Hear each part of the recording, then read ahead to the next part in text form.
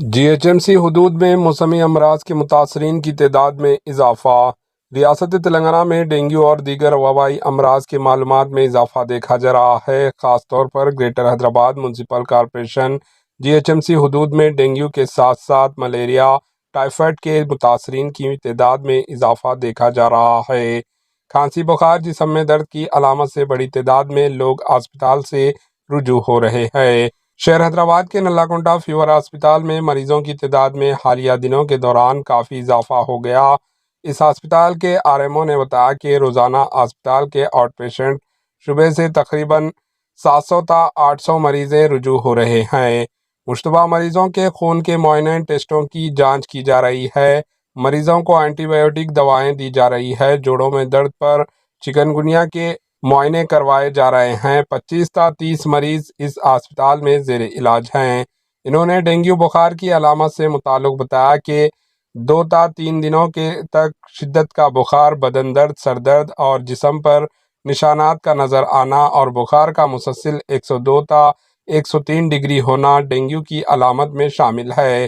ایسے افراد کو چاہیے کہ وہ فوری ہسپتال سے رجوع ہوں اور بروقت اپنے علاج کروائیں۔ حالیہ چند دنوں کے دوران ہوئی بارش کی وجہ سے موسمی امراض کے متاثرین کی تعداد میں اضافہ ہوتا جا رہا ہے۔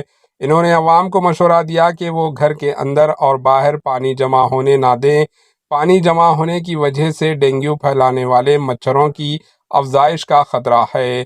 ڈینگو کے سبب پلیٹلیٹس میں کمی ہو جاتی ہے۔ ڈینگو سے متاثر ہونے پر پلیٹلیٹس میں کمی کا امکان ہوتا ہے۔ خاص طور پر سرکاری اسپتالوں سے رجوع ہونے والوں میں غریب افراد کی کثیر تعداد شامل ہے۔ ان کا کہنا ہے کہ وہ ابتدا میں پرائیویٹ اسپتالوں سے رجوع ہوئے لیکن انہیں افقہ نہیں ہوا اور علاج پر بھی کافی رقم خرچ ہو رہی ہے، جس کی وجہ سے انہوں نے ڈینگو کے بہتر علاج اور مجبوری کی حالت میں سرکاری اسپتال کا رخ کیا ہے۔ Greater Hyderabad municipal corporation GHMC کی جانب سے مچھر کشی ادویات کے چھڑکاؤ اور میڈیکل کیمپس کے علاوہ سرکاری اسپتالوں میں کاؤنٹرز کے اضافے کی دعوے کیے جا رہے ہیں۔ ڈاکٹرز کے مطابق موسمی امراض سے خاص طور پر چھوٹے بچوں اور حاملہ خواتین کو محفوظ رکھنے کی ضرورت ہے، اس کے لیے ان پر خاص توجہ دی جائے۔ Bureau report AHN news. AHN news کو لائک کریں، شیئر کریں اور سبسکرائب کرنا نہ بھولیں۔